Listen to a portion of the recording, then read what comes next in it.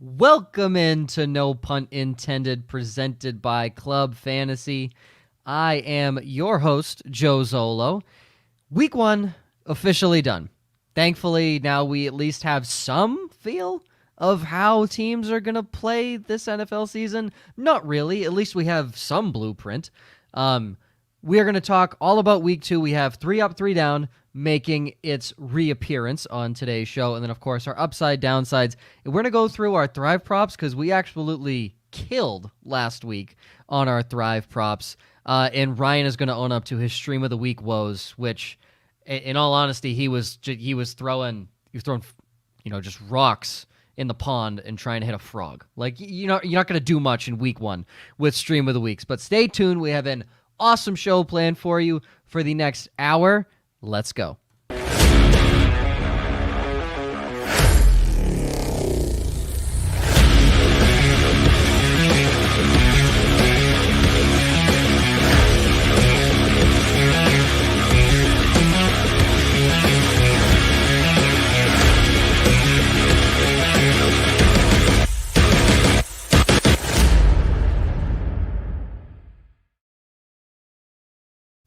Welcome into No Punt Intended, presented by Club Fantasy. I am your host, Joe Zollo. I'm not going to lie, that beginning intro was kind of rough. To be completely transparent, I just filled out our show doc 10 minutes ago. Like that, to be fully transparent. I want you to know I am prepared. I watched every single game this first weekend. But I also want you to know that I literally filled out the show doc 10 minutes. I typed in my last Thrive prop 11 seconds before we went live. Don't worry though, because Josh and Ryan come prepared, because they had more time than my. How we doing, boys? Good week 1. Under the bad weather. Week 1. Yeah. Good. In terms of like my lineups and everything, Yeah, I was at about 50% across the board. Some lineups dropped about 214, and then others decided to drop like 120. So really, I won in 4-eyed though, and I feel like that's what counts, right? Because I'm coming for Ryan's championship belt. That's over his right shoulder right there. TJ Watt, absolute cheat code in the though the real cheat code, Chandler Jones was the real cheat code that we'll get to in a little bit. holy crap! I was ridiculous. My 3 ups. I went with all the projections, like what they're projected to get. My 3 ups are amazing. But let's start with news and notes. Not to brag or anything. Just stay tuned. So humble, Joe. So humble. Josh writes, possibly the biggest news from the aftermath of Week 1. Ryan Fitzpatrick placed on IR with a hip injury, out 6 to 8 weeks. I saw a text earlier from you guys. What was this? He broke it on a water slide earlier in the week thing that I quickly grazed over while I was working today. That's not true, correct? Well, even better is that you took the exact wrong stance on that tweet, because the whole point was that we have to stop with this internet sleuthing that we're turning into news. And then you just immediately turned it into news. Guys, I literally, all I've been doing since 8 a.m. today is setting up for a marathon. I saw The long and short of it is it was Matt Harmon's tweet. Someone called into a radio show saying that they heard he hurt himself on a water slide. Oh, I absolutely love that. But Taylor Heineke is now the Washington football team starting quarterback. The Harvard quarterback gets replaced with the Old Dominion mathematician. So who's really the smarter quarterback here? The guy who has the highest Wonderlic test ever in NFL history, or the mathematician? We'll never know. Probably the guy who didn't get hurt on a water slide. Yeah, probably.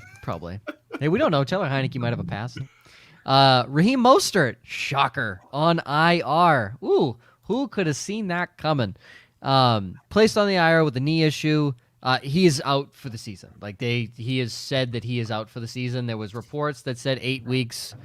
But that was initial. The initial thing was 8 weeks, but yeah. he even put out like a tweet. I wrote this yesterday. Sorry. Yeah, no, you're good. He put out a tweet from his notes that says he's done for the season. He's going to come back healthier than ever. See, that's what I was going to say. I feel like this. I don't want to be that guy, but at this age, in this history, he's going to be 30 next year, right? He's done. Yeah, he's done. Jerry Jeudy out with a high ankle sprain, likely 4 to 6 weeks. And just happened today, Demarcus Lawrence broke his foot in practice and is out indefinitely. For those of you that don't pay attention to defense, Demarcus Lawrence is the defensive end for the Dallas Cowboys. Literally the only bright spot from their defense in week 1, I think. Yeah. Question mark? Because their defense didn't look good. Dak will throw for 6,000 passing yards this year. There might be 100 points scored in that game this week. Oh my God! That's going to be a good game. It'd be a great game. But that is your news and notes, at least heading into week 2. All right, let's start with our 3 up now and 3 down. I forgot that we did this as a segment. I open up the show doc. I see 3 up. I'm like, here we go. Same experience. The only difference was I had more than 5 minutes to prep for it. So yeah, well, I knew instantly, and I'm going to tell you all mine because it's literally very quick. Joshua, T.J. Hawkinson. Say credit where credit is due. The Lions made this game interesting in the second half. The entire Eagles offense, and you note that I wasn't expecting that, and I'm an Eagles fan. Yeah, I mean, even we've had, I think we had a couple questions on the show. I had a couple questions personally. Aaron Rodgers or Jalen Hurts going into the week, and I said Jalen Hurts for all my answers, and I'm very thankful I said that because. Talk about the opposite of good, the Green Bay Packers, which we'll get to in a little bit. But yeah, Eagles offense looked great. And Sterling Shepard, he had 9 catches, really? Yeah. Man. No, he had 9 targets. He had 9 targets. 7 catches for 100. Yeah, I was going to say, because I bet the over for his receptions, and I was like nail biting with the last 4 minutes. Fixed it. Yes, I mean, 7 for 113 and a touchdown. I think we said in the Giants preview or something, that every time Daniel Jones is in a quarterback, Sterling Shepard averages like 8 or 9 targets a game. 8 targets a game. Yep. Like it's unbelievable. But yeah, I mean, good 3 ups there, Josh. Ryan, you just decided to choose the wide receiver 1 or the QB 1, Kyler Murray. My QB 1. Ryan's QB 1 and the QB 1 for this week, I believe. That's right. Amari Cooper, Dallas's wide receiver 1, which I disagree with, but sure. Dak Prescott doesn't. And Adam fucking Thielen. Touchdown regression? I think not, says Ryan. Yeah, I mean, that kind of hurt considering I had Justin Jefferson on one of my teams and I was playing against Adam Thielen, so that one really hurt. I mean, I don't think it's a shocker that, Adam Thielen destroyed a piss-poor high school level defense that the Cincinnati Bengals threw out there. But yeah, I mean, Adam Thielen had a great day. Minnesota Vikings as a whole did not, but Adam Thielen had a fantastic day. There were quite a few very interesting things from that game, especially the amount of routes that KJ Osborne was running, especially from the slot. Yes. So, yeah. And considering I'd never heard of KJ Osborne until that day. So I'm a Miami Hurricanes fan. He played in Miami, so that's the only reason. I know KJ Osborne, but this is another really fun one for me.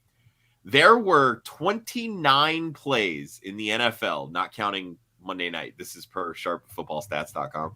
29 overall plays that were run out of 20 personnel. So if you don't understand personnel groupings, that's 2 running backs, 0 tight ends, and 3 wide receivers. The Minnesota Vikings accounted for 16 of them. You said there was 20. I just find that very interesting. Yeah. Yeah. Well, I mean, so they're running with. They've basically given up on tight end without Irv Smith.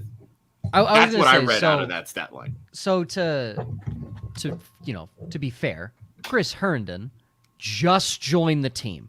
So I think in a few weeks that changes, but it is at least an interesting stat to look at from that standpoint.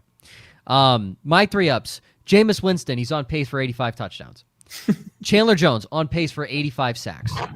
And Darren Waller is on pace for 323 targets. That was a display on Monday night. I don't understand. Just imagine if half of those were actually quality targets. Oh, yeah. He did drop, he had a just straight up bad drop. It was only like a 5-yard curl route, but he had a straight up drop. Most of the other targets that weren't caught were just bad. I'll be fully transparent. I have Darren Waller as my downside, assuming that the Pittsburgh Steelers quadruple cover Darren Waller because there's no reason that they should cover anyone else in that offense. Because it's literally... They're still going to force feed him. It's not going to matter. I know. I know, but I'm hoping in quadruple coverage, Carr throws like 4 interceptions. Like that's what I'm going off of here, because you're not wrong. Darren Waller was triple covered at one point, and Carr still threw him the football. Yeah. It like blew my mind at some points where there were plays, and I went to bed like halfway through the third quarter, but there were plays where Derek Carr didn't even look at another receiver. Never even looked. Stared at Darren Waller. And that's the part that I was going to bring up is it's fun for Darren Waller managers, but it's going to turn bad quickly. Yeah, because if Carr's not looking off Darren Waller, let's be real, it's not like the Raiders have bad receivers. Bryan Edwards didn't look bad. Hunter Renfrow. Let's be honest. He did not look good until about 59 minutes and 30 seconds into that game.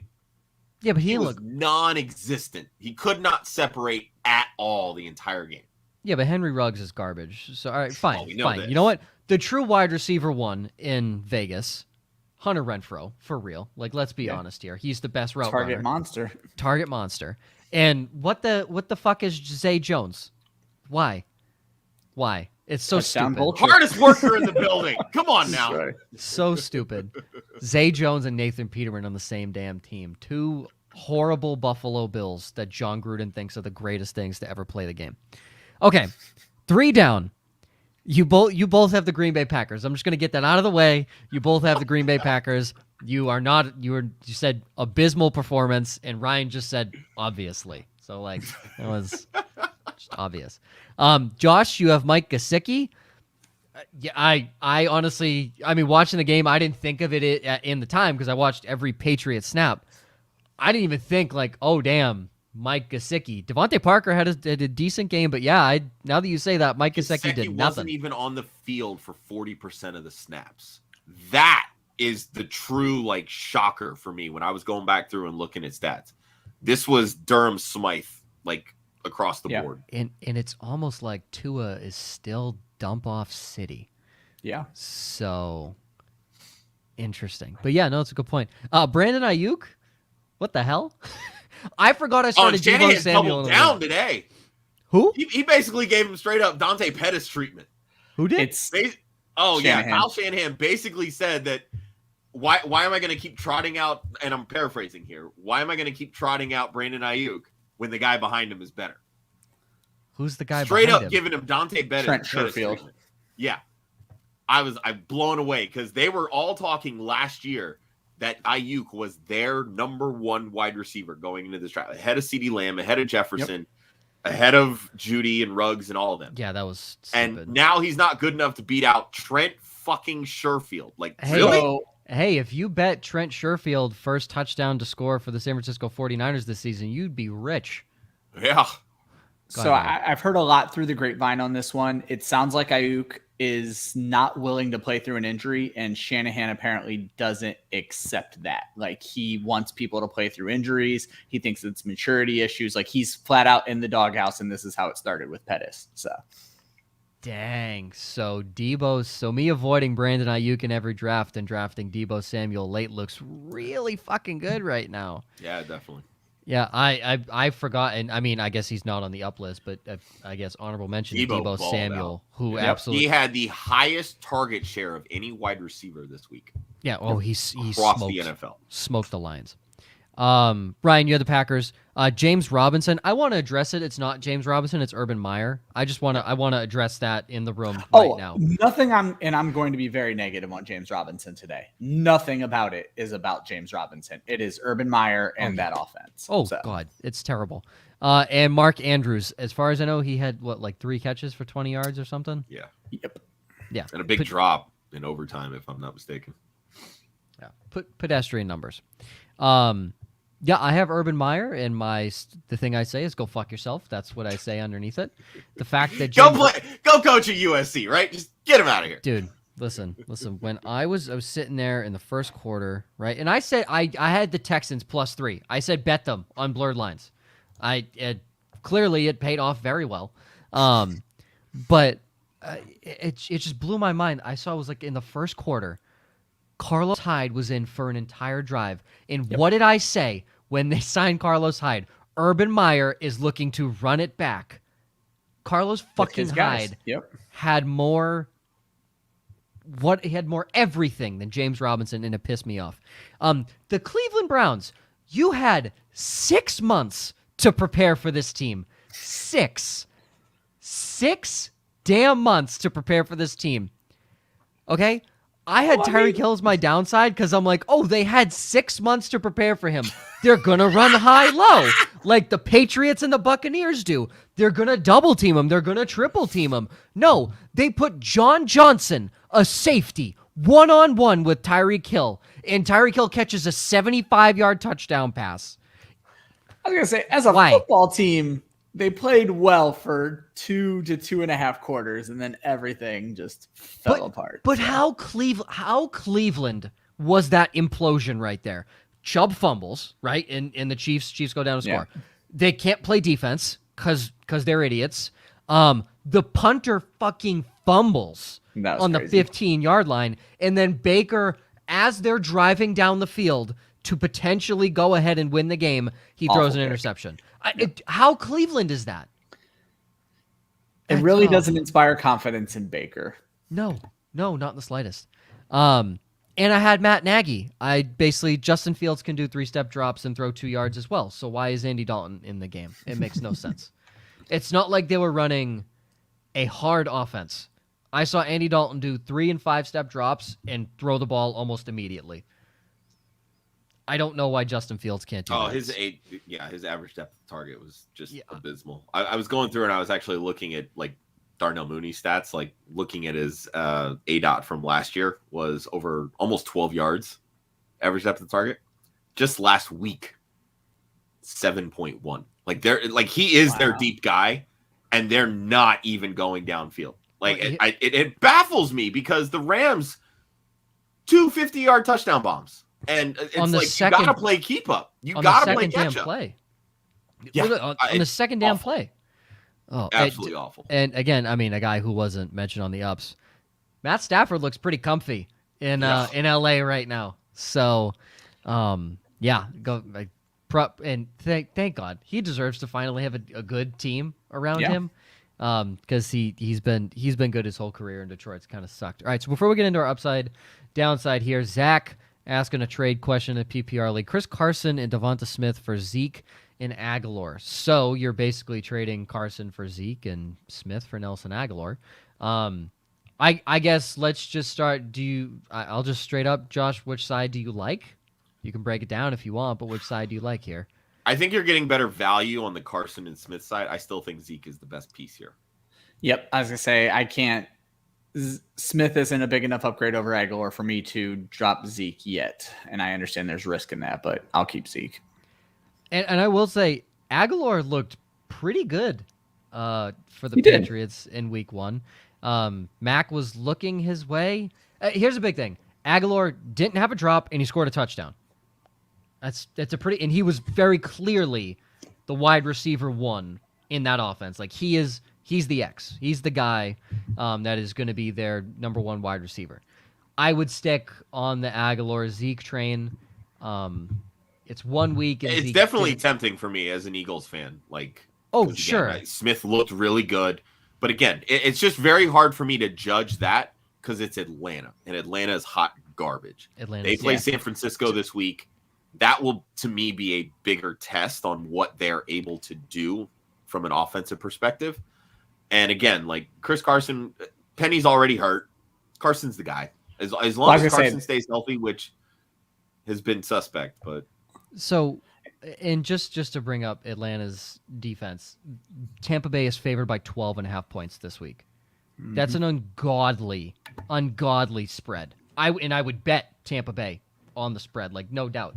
But that's how bad Atlanta is. They're atrocious. Go ahead, Ryan. You were going to say something. I was just going to say, thankfully, Penny's hurt, and they don't seem to care about fumbles because Chris Carson lost another one in Seattle. And I just don't. That's what he does every week 1, man. It's always something. When Chris Carson fumbled, I died laughing. I'm like, there's the Chris Carson week 1 fumble that we were waiting for. Gotta get it out of the way early, right? And Carson Wentz's bum ass still can't convert on it. Oh, nope. It's atrocious. And another one, Boss Man Fat asking, should he drop Cole Beasley for Marquez Callaway? He also adds in Nelson Aguilar. into there.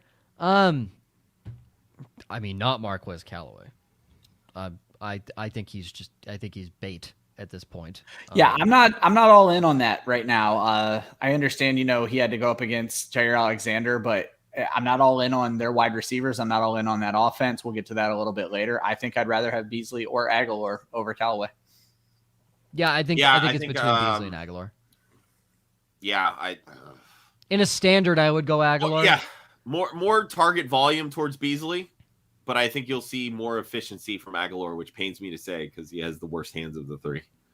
13 targets for Beasley, though, is crazy. Yeah, and they're going to run, and even the snap counts, like it was all Sanders, Beasley, Diggs, all over 90%. It's that thing you brought up last week where they're not quite running as much 4 wide, but they're living in 3 wide right now. So yeah.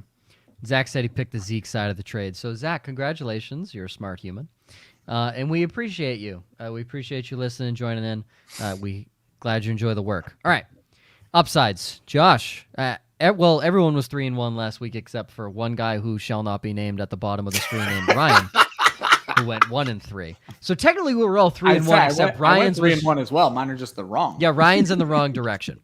Josh, this week you have Jameis Winston in Carolina, Damian Harris in New York against the Jets, Jalen Waddle at home against the Bills. He had way more, he was way more involved in the offense than I expected. And Logan Thomas tomorrow night against the New York Giants. Ryan, whom you will not listen to this week, has Mac Jones in New York against the Jets. Really going with a real There's safe bet. There's a bounce back in his future. I see it somewhere. Really going with the safe bet here on Mac Jones. Safe against the terrible Jets defense. Chase Edmonds Sometimes home against need layups to get back on track, Joe. Come on. Hey, that's totally fine. Chase Edmonds at home against the Minnesota Vikings. Sterling Shepard tomorrow night in Washington. In Blake Jarwin in Los Angeles against the Chargers. I have Teddy Two Gloves in Jacksonville. Leonard Fournette at home against the Atlanta Falcons. DJ Moore at home against the Saints. And Austin Hooper at home against the Houston Texans. Okay, so Damian is a fairly obvious one. Max, an obvious one. I'm going to go Jameis Winston because, spoiler alert, Ryan has Jameis Winston as his downside QB. So I'll hear Josh's side on the upside first, and then we'll go to Ryan's downside side next. I mean, Carolina's not a good defense. They are a division rival. Don't even look at me and say that Carolina's a good defense. There's Brian Burns and Jeremy Chin. The rest of that defense can go shove a thumb up their ass. They all suck. They're not Hassan good. Reddick, 2 sacks. Again, Hassan Reddick had 2 sacks against the Got Jets. hurt in the middle of the game. Against the Jets. Hassan Reddick has 5 sacks all season for the Arizona Cardinals. Every single year he played for the Cardinals, he had 5 sacks a season. All 5 would come in one game. It's a better defense than you think. They're not. I agree. Josh, they are improved. They are still very young, and suck. this is where I am at with Jameis, because for me, when I was going through and looking at these matchups, it was really between Jameis in this spot or Jared Goff, and we have a rule: no more Jared Goff on the upside play. If you put Jared Goff in this spot, I would have punched my screen. I would have punched my screen. I don't even mention him by name on the show. So for me, look, I understand the passing yardage numbers were not there. I'm not ready to say that Carolina is a vastly improved run defense because I grossly overestimated the Jets rushing offense because they had none last week. Absolutely none. They have Alvin Kamara. Kamara is going to have his fair share in this game. All Jameis has to do is not make mistakes. And he did a good job of that last week. And that's what I'm saying. And the Packers, to me, are still a better defense than the Carolina Panthers. Yeah, they both suck. That's a stretch. Again, I mean, better. I didn't say they're like top 5. They're better than the Panthers. I mean, they're both like FCS level defenses, so I guess they're in the same. There's a better division. pass rush. Theoretically, there's typically a better pass rush from Green Bay. Yeah, I guess that's fair. Preston Smith and Zadarius Smith and Kenny Clark. And I'll give you that. Mixed in there as well. So I'll give you that. I'm curious to see if J.C. Horn continues to grow. I mean, we saw what Corey Davis did A lot of that was playing catch up, which is fine. That's what we're all expecting from Corey Davis going forward. But the way that Sean Payton is calling this offense, all he's basically saying is, all right, Jameis, hit your spot. That's it. And right now he's doing it. And I don't see Carolina being a team that's going to throw him off balance. And for me, that I'm going to take those points. 5 touchdowns against the Packers? No, I did not see that. It's the first time in NFL history anybody has ever thrown 5 touchdowns with less than 150 yards. That is an unfathomable stat for me, especially when it is next to Jameis Winston's name. Well, he's going to throw. He's going to air it out guy. He's going to throw 85 this season. There you go. Yeah. All right. Let's hear the bad side of things now from Mr. Weisse. I just don't get how we're acting like last week is any indication of what Jameis is. He threw like 20 passes. I think 4 of them, maybe 5, were to the wide receivers. He didn't have to go outside. He didn't have to do anything. And I refute every bad thing you're saying about the Panthers defense. Last year, if we're just going by last year's stats, while Carolina did have 12 fewer sacks, they also had 12 more QB pressures than Green Bay. They're at least, as of last year, the same pass rush, and I think the addition of Hassan Reddick makes that better. I think Carolina gets after him. I think Christian McCaffrey is going to provide the weapon that Green Bay clearly couldn't find last week that's going to help Carolina score. There's not going to be 2 turnovers in 5 minutes like we saw out of Rodgers to get them from behind, and Jameis is going to have to throw more than 20 passes, and he's going to turn the ball over. I don't see anything like what we saw this week whatsoever. I don't think it's a repeat of the game. And like I said, I'm a full believer of Carolina's defense. I think they're going to be way better. Obviously, they struggle with Corey Davis in garbage time. This isn't that. I'm not worried whatsoever about the Saints wide receivers. Not worried about their tight ends.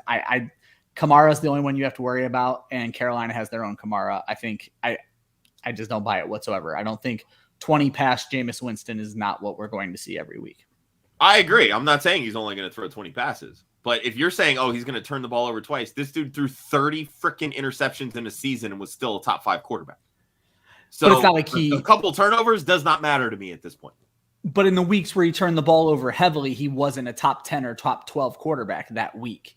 He was a top 5 on averages when it was all said and done because of his high weeks carry. Because he was throwing a lot of touchdowns. And guess what Jameis Winston does? He throws a lot of touchdowns. On pace for 85 this year. I will never stop saying that. On pace for 85 touchdowns this year. What's more impressive? He's on pace for 85 touchdowns or Chandler Jones is on pace for 85 sacks? If any of you say the former, you're wrong. I was going to say, I think it's the sacks, honestly. I think it kind of has to be. Yeah, 85 sacks. Chandler Jones had an absolutely unreal game. But a couple questions that came in before I just want to quickly touch on DJ Moore because I actually had him as my downside, and I'll tell you why I switched him to my upside. Bossman Fat asked another question. He got offered Melvin Gordon for Robbie Anderson. He took the Gordon side of things. And he's asking if we think Javonte is going to consistently take away from Gordon, and he basically just asked straight up who won that trade. I'll give him the bad news. You lost the trade. I personally, I think it's a pretty fair trade in all honesty. I think it's a fair trade right now, but down the line, yeah, I think Williams is going to be the guy. I mean, if you look at the numbers, Williams, Gordon, literally the exact same number of snaps. Like Gordon had the one big run. Like if Williams has that run, we're talking a completely different story here because we all want and expect Williams to take that job, but now it's just all right. Well, now it's a week delayed. Next week, maybe it's another week delayed. We don't know. But again, it was one run. And these are the types of things that can sway public opinion when you're not looking at the full story. And again, like with Robbie Anderson, he only had one catch, the one big catch for 57 yards. So how involved is he going to be going forward? But again, it's against the Jets. He didn't need to be that involved. They're going to have to keep throwing the football.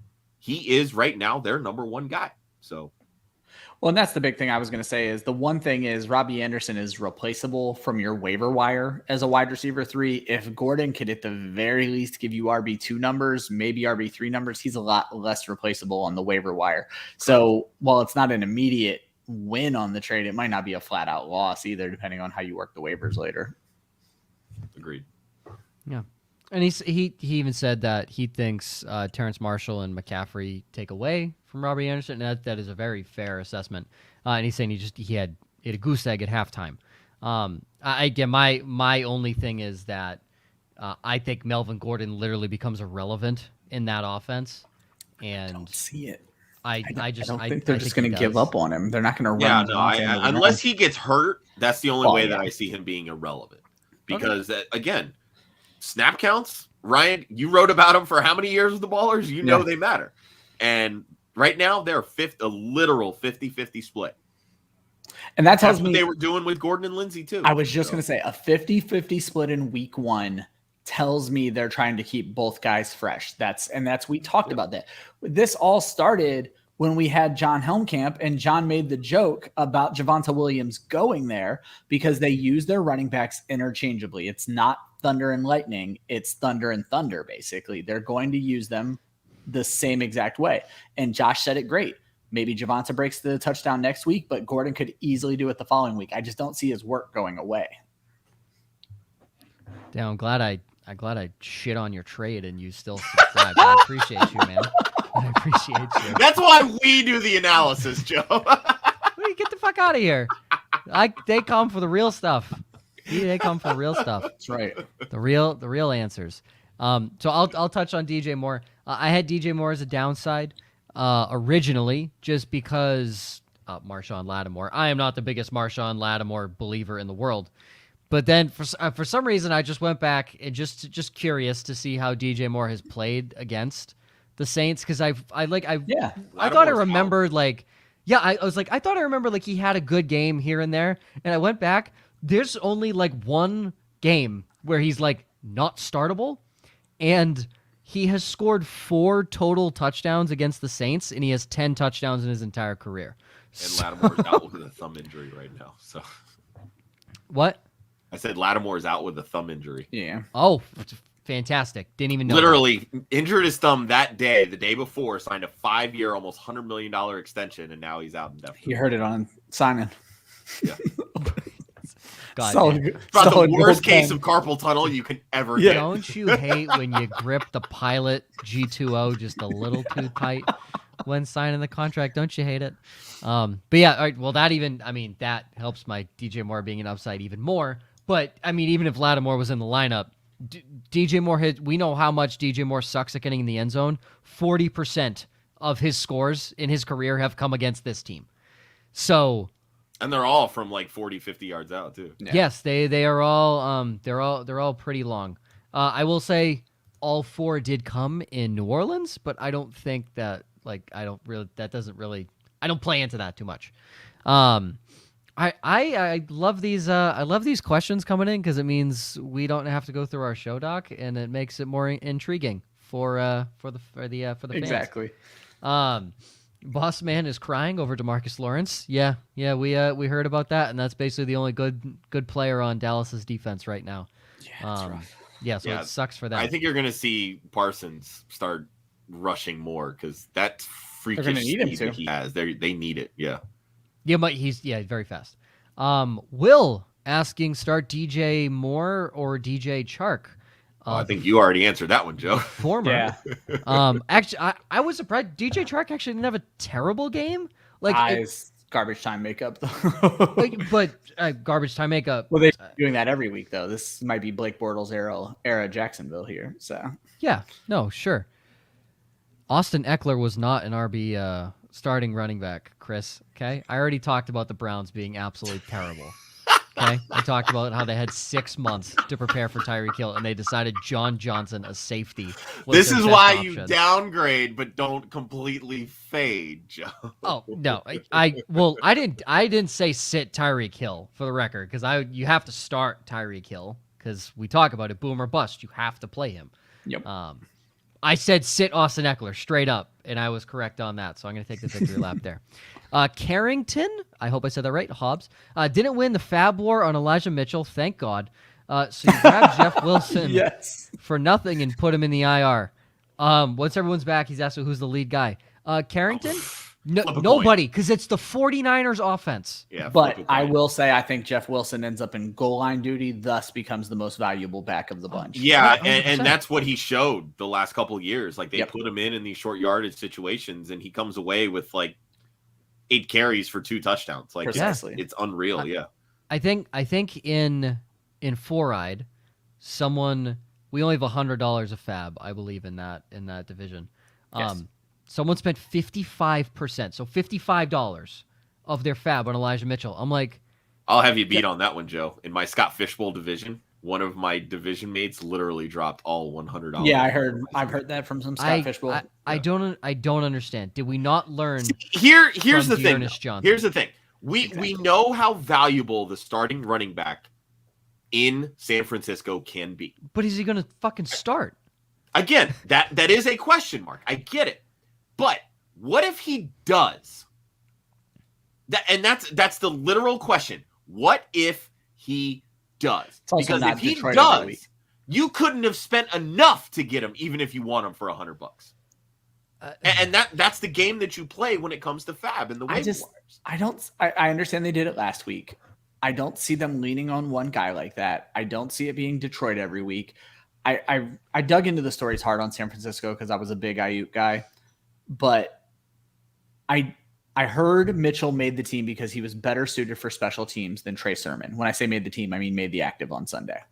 They immediately go out and get Trent Cannon today, a special teams guy.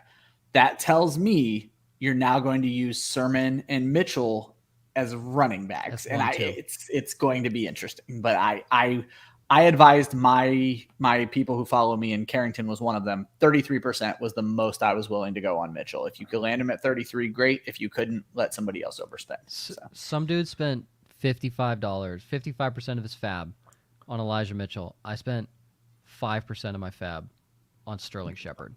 Yep. Sterling Shepard made it through waivers in a few of my leagues, and I was able to pick him up for free. I don't understand. Like, it blows my mind. I tend to only blow my fab later in the season when, like, I know there's a guy mostly solidified. This to me reeks, not as bad as Dearness Johnson, but it reeks of people putting too much on Dearness Johnson and him. Yeah, I mean, he literally did nothing. Yeah. I think Elijah Mitchell does something, but not enough to warrant. I think it's basically going to be right now because of the display week 1. Elijah Mitchell is going to get first crack at running away with this. Yeah, it could be a Tyson Williams thing where yeah. Can we talk about why Tyson Williams only had 9 carries and Latavius Murray had 10? Because he could not block on third down. Yep. Like he absolutely whiffed on that passing down situation in overtime that caused. If you have a mobile quarterback and you whiff on a block, you lose your job. I mean, I guess if you have any quarterback and you whiff on your block, but in that situation with the game on the line, you lose your job. That's all it comes down to. Cool. You know, all I'm saying is Baltimore led for most of that game, and we say, oh, the way Baltimore wins games is when they lead and run the football. And Tyson Williams averaged 7.2 yards per carry and looked like a lightning bolt when he broke through the offensive line, where Latavius Murray looked 32 years old. Yeah. So I'm confused why John Harbaugh is an idiot and didn't play Tyson Williams more on first and second down. No one expects you to pass, right? Yeah. If you're the Ravens, you have the lowest passing volume offense the last 2 seasons in the NFL. No one expects you to pass, right? If you put Latavius Murray in, people still don't expect you to pass. It's fair. They still don't.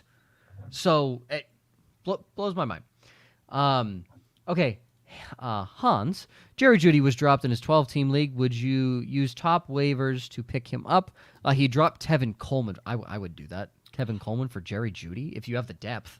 Well, I mean, to me, it's if you have the IR. If you have an IR spot, yes. But I'm going to be honest. I don't think I would use top waivers to get him. I don't know. I think that's kind of a situation where I'd let the waivers run. Yeah. If somebody picks him up, great. If not, hold on to that spot, especially if you're in a rolling waivers where it's not going to, reset each week for whoever's the last place. Yeah, I guess that's a really good point. Yeah, if you can hold that top waiver spot. That top spot. Yeah, absolutely. Yeah. Agreed. Is OBJ going to play anytime soon, Matt Mendez? I think they're just easing him in at this point. Yeah. It was a middle season ACL injury. I mean, look, we saw Saquon this past week. He didn't look all that hot. Yeah. First and foremost, Matt Mendez, childhood friend, worst fantasy player that I've ever played in a football league with. So glad you're finally. Matt, ready? Here's this, right? This is great. So I play in a league with Oh someone my too God. who is atrocious. On CBS Sports, they did something this year where you can look back at the history of the league. Since I joined that league, my average finish is third place, and I have the best win percentage and the most points for since I entered the league. And that's obviously that's all based on averages. The dude who has been in the league for 11 seasons, he has the worst win percentage of any team by 10%. Like, it is by far the worst.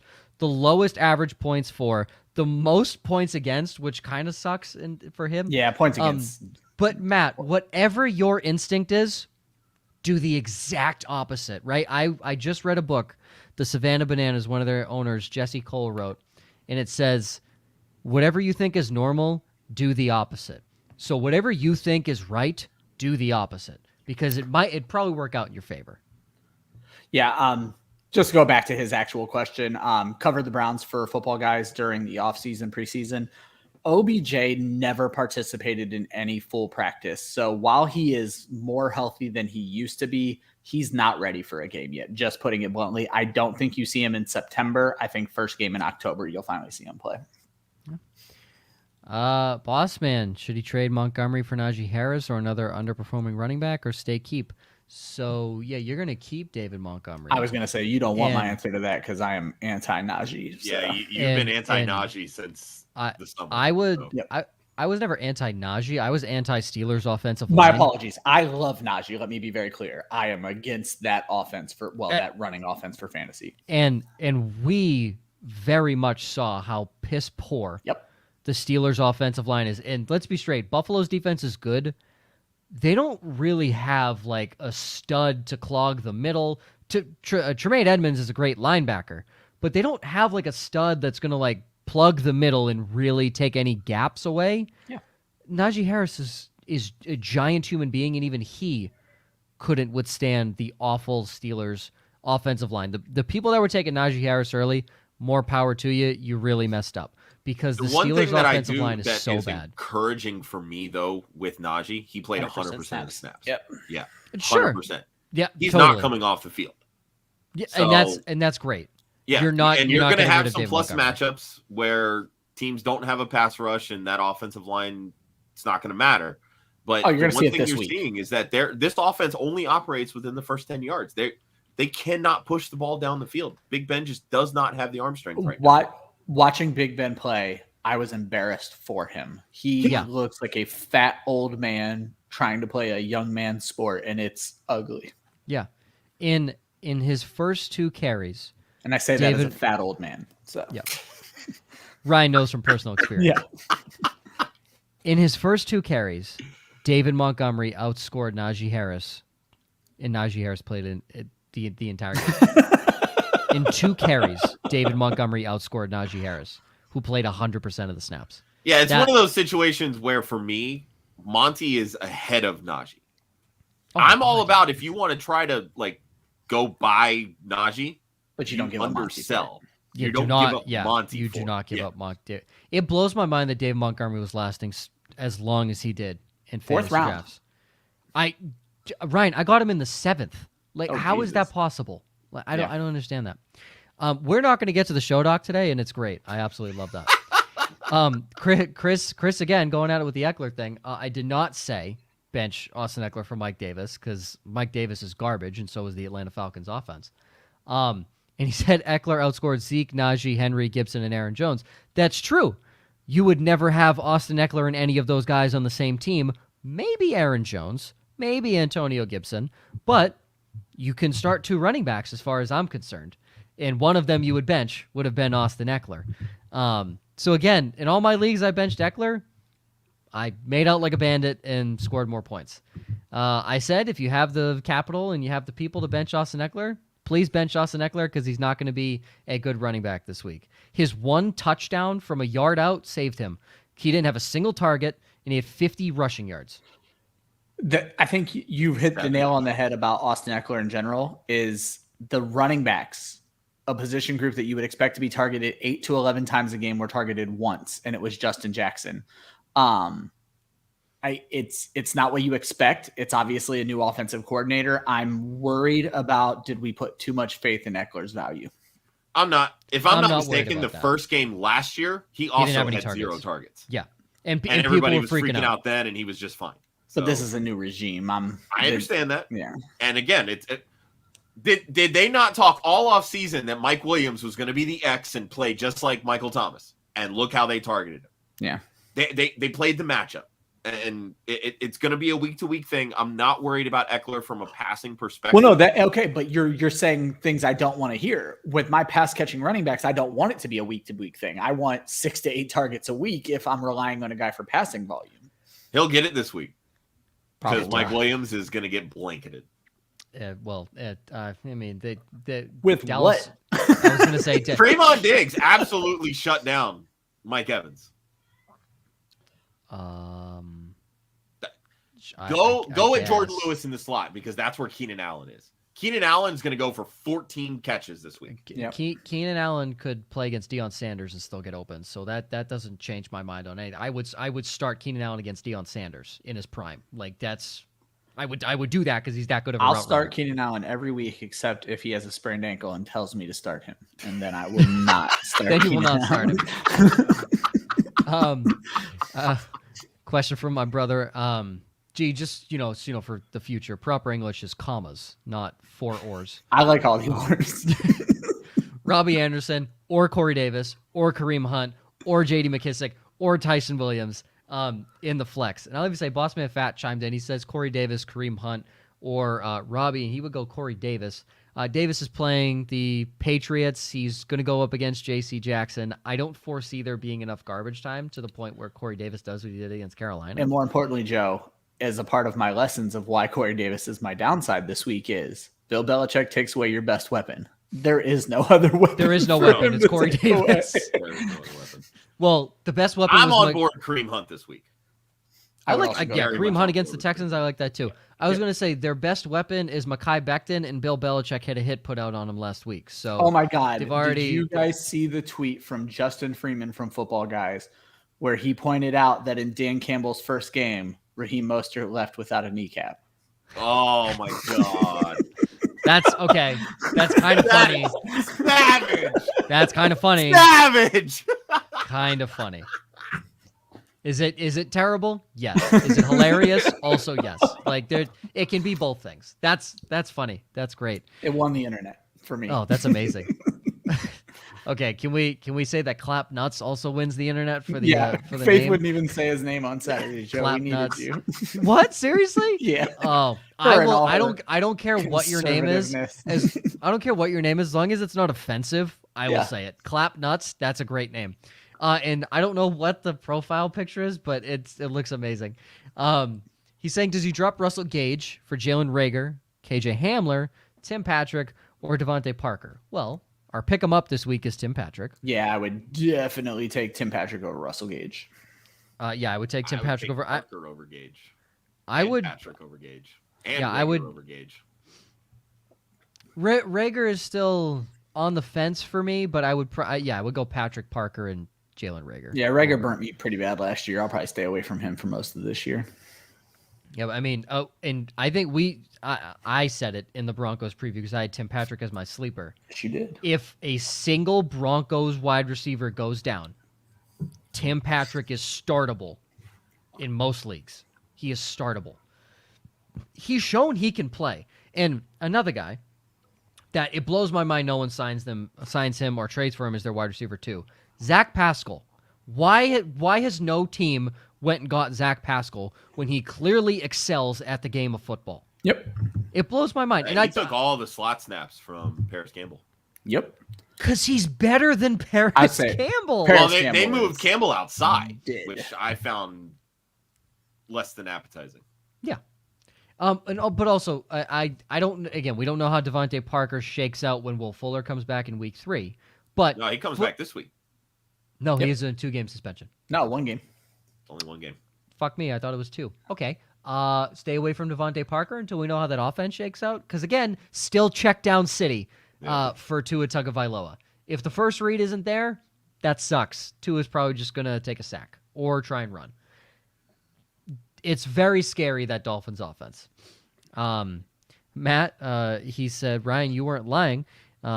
Myself making our playoffs, he said there Let's was get a to the win point. for him. Let's hear about this Welker trade. The Welker trade, if you want a good laugh. So I'm going to give an even better part of the story that I don't even know that Mendez knows or remembers. But so Marlia, this was when she was still in our home league, had sold out, got Peyton Manning, needed a wide receiver to make a playoff push. I'm actually at Matt's house, and she and Matt are negotiating a trade on the Yahoo app. And she texts me, and she's like, I want to try to get Wes Welker off of Mendez. And I was like, offer him Tim Hightower. He's probably 2009, 162 target Wes Welker. Okay, so this is Welker in his prime. Okay. And this is when Hightower would have a good game every 3 games, enough to make it look like a decent season. Throwback to Tim Hightower. To make it even worse, I'm sitting there, complete arbitrage, and talk Mendez into taking this awful trade to my wife while I'm sitting at his house. I'm like, yeah, Tim Hightower could do whatever the hell Tim Hightower could do to get Marlia Wes Welker to get her to go on and win the championship. So Mendez is famous for having traded Wes Welker for fucking Tim Hightower. So. You know what, Matt? I'll do you one better. Someone in my league last year traded Alvin Kamara for Travis Fulgham. So you definitely don't have the worst. Oh, was that the flex depth guy? That was for the flex depth. He traded Alvin Kamara for flex depth with Travis Fulgham. Flex depth. Could you imagine? Guess who won the championship that year? The dude that traded for Alvin Kamara. Yeah. Like, he had Alvin Kamara and Derrick Henry on his team. Good Lord. Like, what the hell? Like, oh God, that was the one time I wish as a commissioner. Nothing will ever beat home leagues ever. Nope. That was the one time as a commissioner I wish I could veto a trade, because I literally thought that was collusion. I'm like, there's no way anyone in their right mind made this trade. I still believe it's collusion. I don't believe flex depth. Flex depth. Oh, Flex God. depth. All right, boss man, I just want to get out of the way. Do not trade David Montgomery at all costs. Do not trade David Montgomery. I don't care who it's unless you are getting Keenan Allen, Devontae Adams. Don't trade. Don't trade David Montgomery. He is very clearly active in that offense. Well, and is the best piece outside of Allen Robinson. And that's what I was going to say. Maybe not straight, but if you think the Gibby owner or the Aaron Jones owner is down and you can get some flex depth. Ryan, shut up. Ryan, shut up. Shut up, you idiot. You idiot. You moron. But in all I was going to say, these are two running backs that I actually would take over That's what Montgomery. I'm saying. So if you think but those again, owners like are down, the way that I would structure this would be like, all right, give me, add a wide receiver on each end to it, maybe improve on one side or the other. And then it's like, okay, cool. Like you're still, to me, you're getting a better piece of the, like I'm all on board Antonio Gibson this year, and he's going to absolutely destroy the Giants on Thursday night. Aaron Jones, look, he's going to smoke the Lions this week. He smokes Detroit absolutely every year at home. He will kill them. David Montgomery plays the Cincinnati Bengals.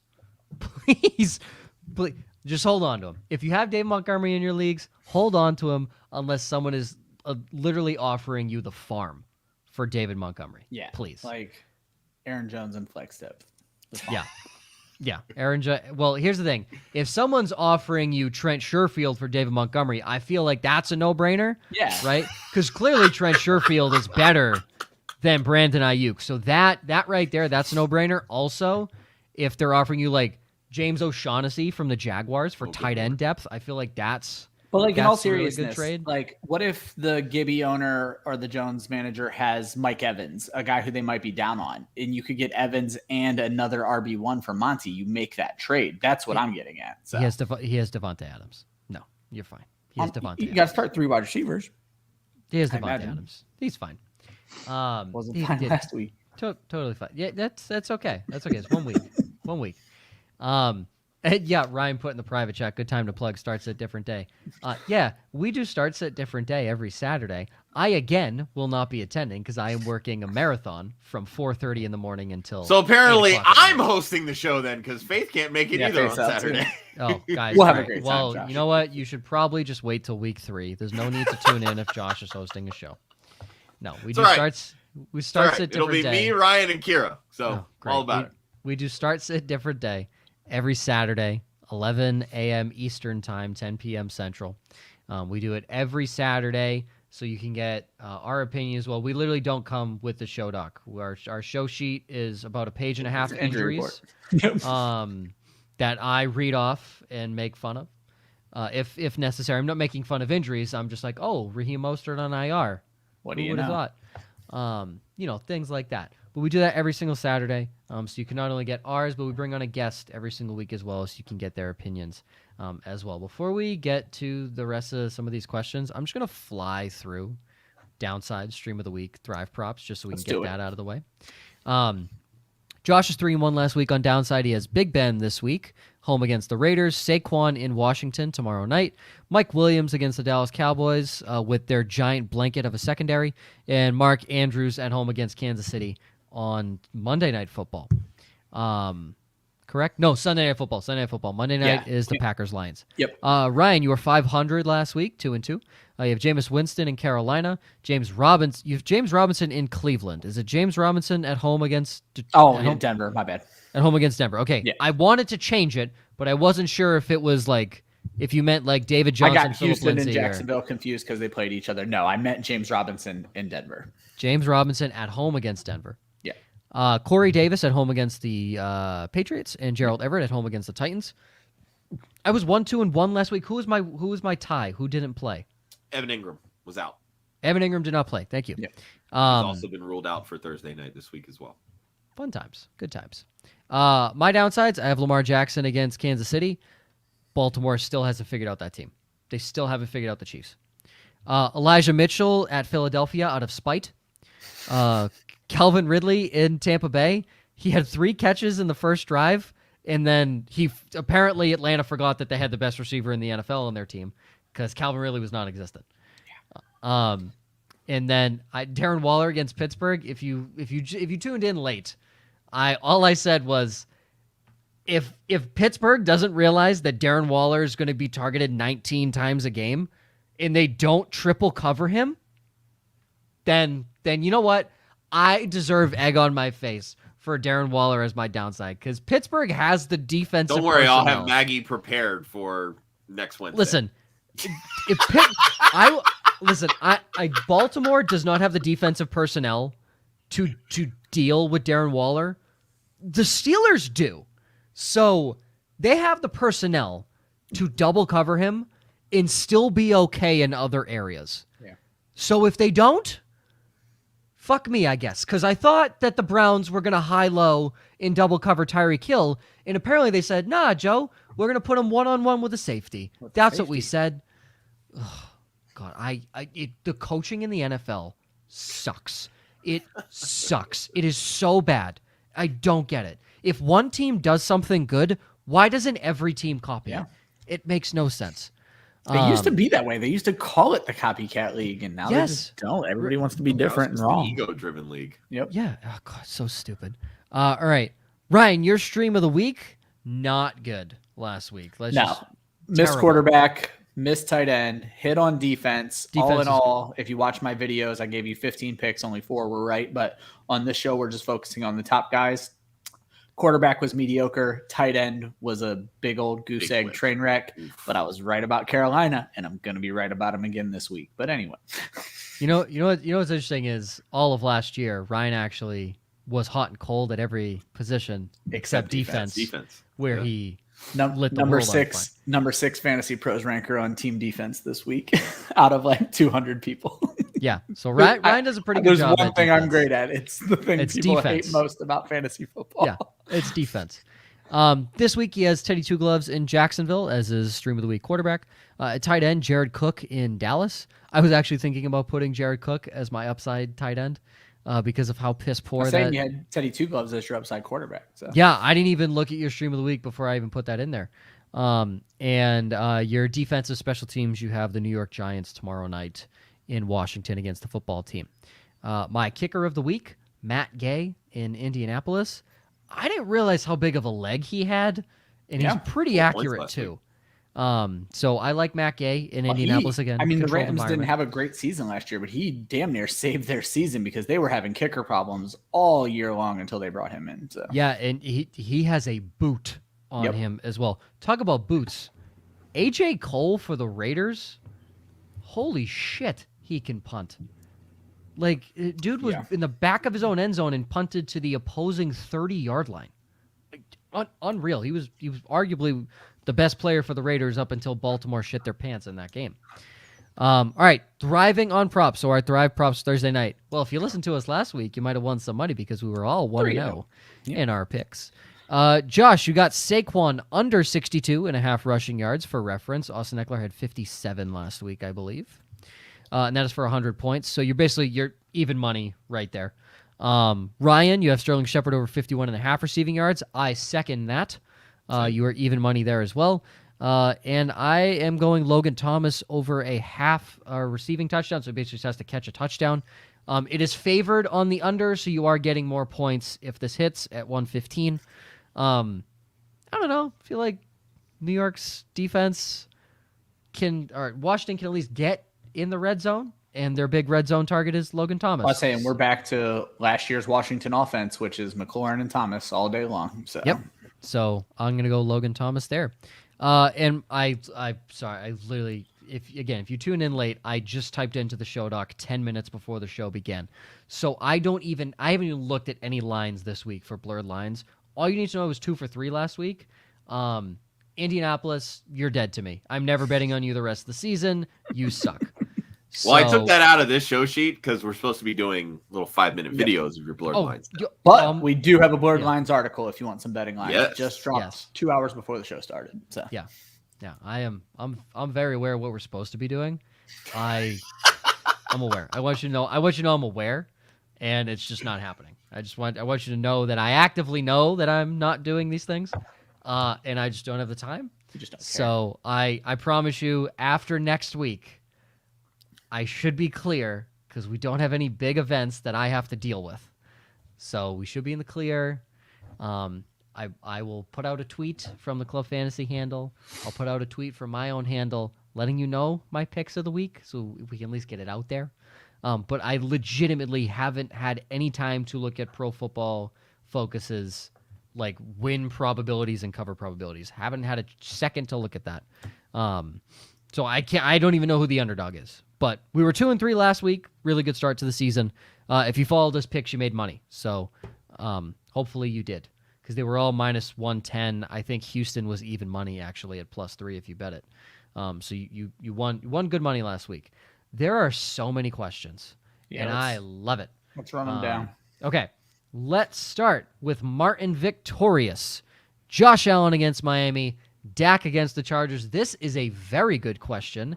How do you have both of them on your team is my really first question here.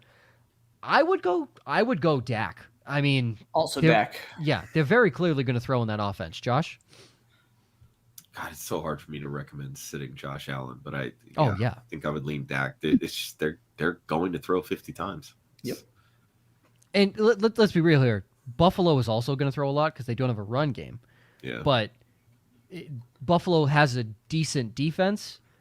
The Cowboys don't. Dak is required to throw every game. That Buffalo game could easily end 17-3. Yeah. That Chargers game is ending 117. 45. I saw a fun stat. Dallas has not won a football game without scoring more than 30 points since 2018. Wow. Okay, so sorry, quickly. That is bonkers to me. I'm looking at the line. I'm just looking at the over-under. The over-under is 55 points. I was going to say it's got to be 56. But it's a lock? Like, I'm sorry. A lock? Question mark? That's easy. The over was 52 in the Bucs-Cowboys game, week 1. That's smashed. So, yeah. So again, it's not a blurred lines pick, but if you want a betting pick for the week, the over in the Chargers-Cowboys game looks pretty enticing. Yeah. Like legit. Okay, this is hilarious because I was going to give you a quick pick right now as I'm going through. So I told you the line is 12.5 for the Tampa Bay Buccaneers. They are projected to cover that according to Pro Football Focus. That is how bad the Atlanta Falcons are. Yep. Well, I mean, you score 6 points against the Eagles. It's not looking great for you. Atrocious. Okay. Let me go through here. Paul. Elijah Mitchell or Damian Harris the rest of the season? Damian Harris, and it's not even close. Josh. Yes. It's closer for me than I know either of you will want to agree with. I've been steadfastly against the whole like RB2 upside of Damian Harris because he doesn't catch passes. We saw him fumble late. We saw Ramondre Stevenson fumble. We know how much Bill Belichick hates fumbles. Again, I understand he's going into his third season, but he's still essentially a second-year guy because he only played, 9 snaps his rookie year. Sure. Yeah. So, for the record, Damian Harris is not getting benched for Brandon Bolden. I just want that to be I agree he's not getting benched for Brandon Bolden. White. I understand that. But he's going to lose passing work to James White and eventually J.J. Taylor. He could very easily lose carries to Ramondre Stevenson. Elijah Mitchell right now is not in a very different situation. Right now, he's going to be the lead guy with Mostert out because he was the one that displayed, hey, I can do this in the pros. We have not seen that yet from Trey Sermon. It could very well be a back and forth between Mitchell and Sermon. They don't really throw the ball a ton, so it's just going to be who's going to get touchdowns. Both of us already said, all three of us Jeff already Wilson. said on this show earlier, that's Jeff Wilson. Yeah. Yep. So, to me, they're not in different situations. I would slightly lean Damian, but to me, it's a lot closer than people want to think. You said a lot of words to agree with us. No. You guys said it's not even close. Yeah, it's a not. lot closer than people It's think. not. That's why I'm not totally against blowing your entire fab on Elijah Mitchell. I hate you. I hate you so much right now. Well, yeah, go blow 100% of your fab on Elijah Mitchell. Because then in week 8, when Elijah Mitchell isn't playing anymore and rots on your bench, you have no one to pick up. God, that's not true. You just need waivers to run. God, it's incredible that Josh started this website. It's honestly incredible that he started this website. Jeez. You won't be saying that if he finishes top 12 this year. That's all I'm going to say. If Elijah Mitchell finishes top 12, I'll jump off my balcony and what? Elijah Mitchell top 12? Sorry, I meant to say bungee jump off my balcony. Okay. Regardless, I don't think we should be saying Elijah Mitchell is going to be a top 12 running back. I agree. I did the words "he will" come out of my mouth? No, I said if. Yeah, I said if. That sounds like he will, in my opinion. In all honesty, it's because we know what. Guys, Shanahan I don't have my bell set up right now. I can't keep you guys. Oh my God, Ryan, you didn't set up the bell. I don't even know where it is. Haven't found it yet. Jeez. You know what to do? Can we get a gong? Get a gong. Oh, I do have a lot of room behind me now. Yeah, I was gonna say a giant gong. He stands up. All of our listeners' ears, fucking eardrums. Everyone's deaf. Everyone's deaf. If everyone doesn't leave our show 45 minutes in deaf, we have not accomplished anything on this show. I don't care if we tell you the perfect lineup. If you're not deaf by the end of the show because of Ryan's gong smashing, no. We really need to rethink our show. Okay, Mr. Grapefruit. We have some great names today. Clap Nuts, Mr. Grapefruit, Boss Man Fat. Oh, that's amazing. Okay, I'm just looking for an Anita Wang or a Bend Over. Did you guys see that school administrator that read off the damn names? Yeah. Oh God, come on, dude, really? Anita Wang didn't get you? Leaky bum. What the hell? Come on, guy. Okay, Mr. Grapefruit, a guy in his work league turned down his offer. This is a crazy story. Tyson Williams for his Logan Thomas. He has Kittle, Logan, and Jonnu, so clearly he does not need Logan Thomas. His running backs are Javonte Williams, Chase Edmonds, and Zach Moss. So nobody, really. I mean, Edmonds is a starter. Zach Moss was hurt in week 1. And you look at Javonte. He was a healthy scratch. Healthy scratch, which is nuts. Oh, Moss was healthy. Oh, okay, didn't know that. Moss was a healthy scratch. And we already talked, Javonte is literally 50-50 split. So I wonder, it took me some digging to find that Moss was a healthy scratch. I wonder if the current manager doesn't realize that's what's going on there. I mean, even still, you should be looking to get Tyson Williams. But is that normal? Here's the thing. In a home league, it is. Because people are vindictive and they think they have this strategy. And they think if they keep you from getting a tight end, they're going to beat you. Just go sign somebody off of waivers. First of all, I don't mean to bust your balls. You shouldn't be giving up Tyson Williams for a tight end anyway. Keep the running back depth. Yeah, So, keep who the is your running- current tight end? I didn't see that in anywhere in here. So. I don't know if he says his current tight end, but yeah, I mean, I don't know who your I don't current think tight it's end an is, but unfair trade by any means. No, I think it's a That's perfectly not- No, it's definitely fair trade. not I just unfair. wouldn't do it. yeah, no, it's definitely not unfair. And he says the team who he's trading with has Devonta Adams, Robert Woods, T. Higgins, and Jarvis Landry. So clearly they went the 0 RB strategy. He says he have has Dallas Goddard. No. Like, that's not a bad Don't make tight that end. trade. Yeah, keep Yeah, Tyson. that's not a bad tight end. Yeah. Yeah, Ertz is it- cooked. That and was proven. honestly- I get the idea with wanting to trade high, so to speak, on Tyson, but you do that in Dynasty. In No, what you do redraft, is you hang on to him. or you go the other route with it and you offer Tyson and another piece and try to get Kittle from him. That's how you beat somebody who's trying to hold depth. You make him an offer he can't refuse for Kittle. And I'll tell you, there's pretty much nothing I wouldn't give up to get Kittle, Waller, Kelsey.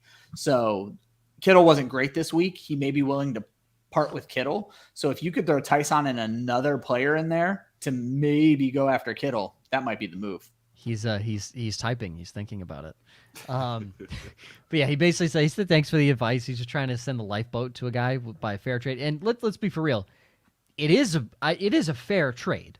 Like, but again, you don't give away running back depth to get. Oh, This yeah, is you're apparently back the up David tight end. Montgomery show. With I was Yeah, just going what to say, is you're up? not going to like the last comment. What is up? All right, Mr. Grapefruit, you did join late. You did join late, and I don't think on YouTube Live you can scroll back and look at comments.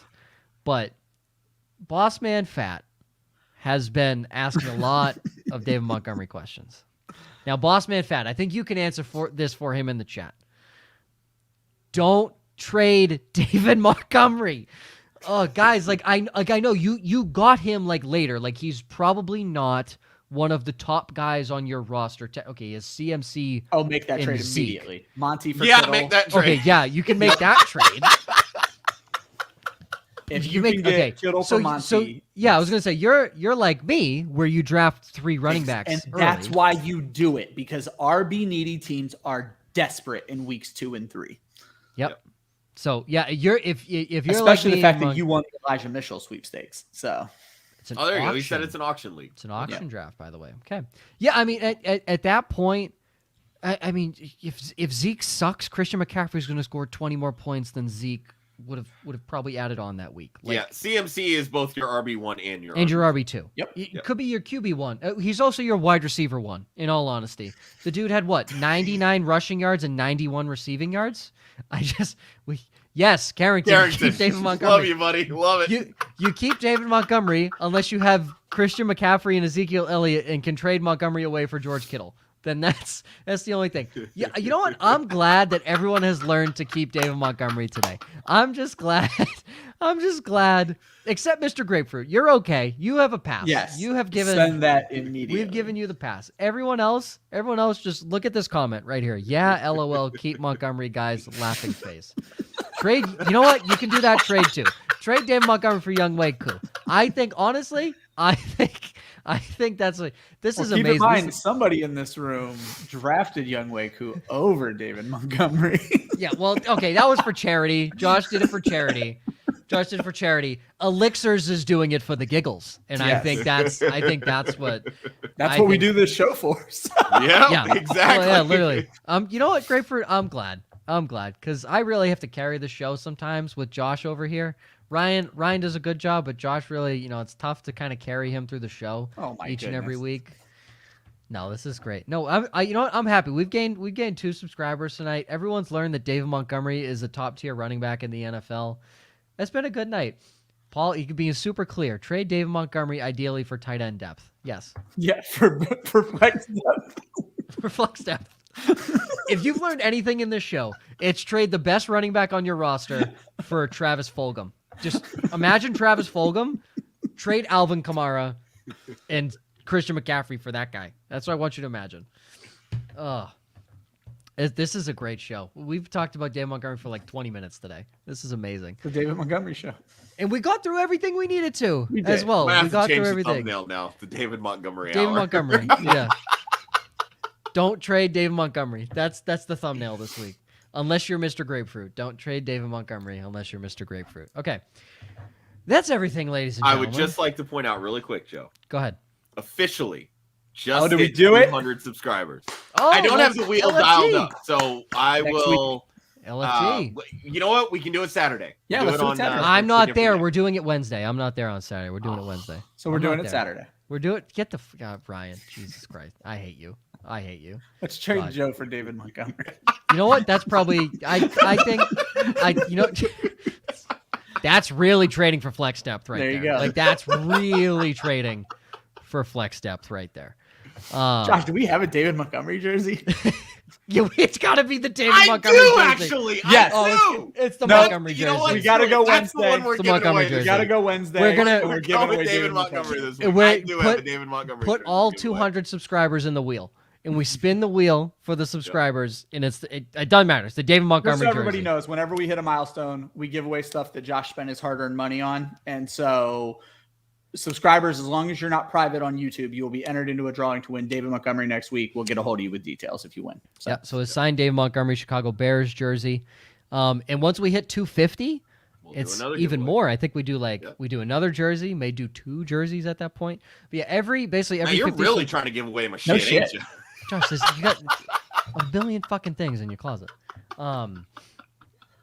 I have But- to look. Pristine sent me a text message today. They that if I did win an 100. Is that auction- real? Yeah, I don't know. We both It was got a so- limited time thing. I completely forgot to hop Well, it on says there we have to and win do it. I was like, today, "Let's so do we it." still have like 2 hours. So Oh, Oh. sweet. I Also, figured they were just doing it because I hadn't been on there in like a month and a half, and Yeah, that's you what I know, thought they were too. like, "Damn, you used to buy so much shit." Like, Wait, hold on. Ty Montgomery. We're gonna give away a Ty Montgomery jersey next week. Throw the fans for a loop. Not even a Ty I think Montgomery. maybe that's thank you. Montgomery will be. added. no, I think he means No, he's got Ty. the point on how much we love Montgomery. All right. Yeah, I think I think we throw everyone for a loop. We get a Ty Montgomery Saints jersey, not even Packers jersey. We get a signed Ty Montgomery Saints jersey. That's the giveaway next week. No, next week we hit 200. Thank you everyone that subscribed during the show and then has subscribed already. Every 50 subscribers, we're doing giveaways that we have. Obviously, next week is the David Montgomery jersey because Yep. that's just on point. So we'll be doing a David Montgomery jersey giveaway next week. So be sure, tuned in.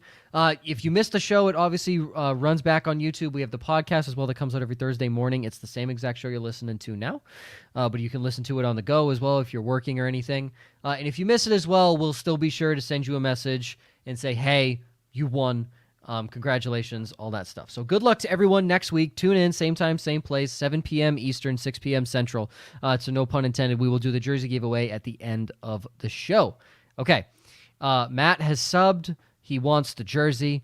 Okay, Matt, make sure you are public. That's another big thing. I don't honestly. I think. Oh, most if he YouTube- wins, I'll be able to get a hold of him. We got no issues there. I get. Yeah, that's true. How long until Josh runs out of jerseys and we got to start taking those pop figures off the shelf? That's a great question, Elixirs. That's a Dude, great first off, question. I have a lot. Yeah, of jerseys. he- Oh yeah, You- no. It like He Yeah. went way crazy. yeah. Yeah, like World War have a V will lot. happen before Josh runs out of jerseys at this point. Well, and here's it's the not thing. even just jerseys. I have a signed DeAndre Swift football. I have some mini helmets. I have one from Mark Andrews, one from Laviska Shenault. I have DJ Moore jersey. I have a David Montgomery. I have You'll Myles Gaskin. I've You'll got see all kinds DJ of Moore stuff. score a touchdown before Josh runs out of jerseys. That's what will I'd happen. murder a man in Philadelphia for that DeAndre Swift ball. Dave Kluge will get detective work correct before Josh runs out of jerseys. Yeah, and I don't mind name dropping, but yeah, that was Ryan. That was fantastic. That was a great way to end the show. Okay, tomorrow night, week 2 of DFS in Chill, hosted by Ryan and our lead DFS writer Kira. This week's guest is Travis Strickland. He's at DFS_Travis. He's a former Ballers writer, so he'll be Yes. joining the two Friend of tomorrow. And again, we had answered a lot of awesome questions today, every one of them pertaining to David Montgomery. So that's amazing. If you have any further questions on David Montgomery or on anyone else in the NFL, because there are a lot more players, we do start sit different day every Saturday. No Faith this week. Myself, I also won't be there. I have to work the 40th annual marathon in town this week, so it'll be Josh, Ryan, and co-host of DFS and Chill, Kira. She'll be I'd joining see if the maybe show. we can pull another one of our club fantasy Ooh. writers on there to We fill have up the screen for connections. everybody, So yeah, but tune in starts at different dates, 11 a.m. Eastern, 10 a.m. Central. We do it every Saturday morning, so you can get not only our opinions, but our guest opinions as well for the games ahead. And obviously, a lot can change in the next 50 hours or so. So obviously, those start set questions that you asked today may be a lot different come Saturday. So please join then, ask then. All right. And obviously, don't forget to follow us. But right now, actually happening right now is 4th and Frames. Right now with our friends at Fantasy Frames, and at 9:30 p.m. Eastern, Vipercast drops with our friends from Dynasty Vipers. So that's basically the incredible Wednesday night lineup, and we obviously are grateful to kick that off. So yeah, this is I think honestly I'd put this as a top 5 show. This has been a great show. Great, very interactive. Love it. Yeah, I'm okay with smelling the chicken fajitas outside of my door right now and not eating them, because we're an hour 20 in, and I think it was a very entertaining, very good show, and I'm glad everyone on YouTube enjoyed, everyone else enjoyed. Thank you everyone for subscribing. Again, David Montgomery jersey next week will be our giveaway. We're gonna put everyone in a little circle, and we're gonna spin it live on air, and congratulations if you win. It's going to be hard to see your name because there's going to be a lot of tiny little sections. I say it'll pop up big when you win, though. Yeah, it'll pop up huge. All right, my friends. For Josh, for Ryan, and for myself, this has been No Pun Intended, presented by Club Fantasy. You can follow Club Fantasy on Facebook, Twitter, and Instagram at Club Fantasy FFL. The URL is clubfantasyffl.com. Always remember, defense wins championships. Offense wins fantasy football. Ryan will see you tomorrow night. Josh and Ryan will see you on Saturday. And I will see you next week. Same time, same place, as we head in to week 2 of the NFL season, week 2 of the fantasy football season. Good luck if we don't see you before then. And we will see you next week.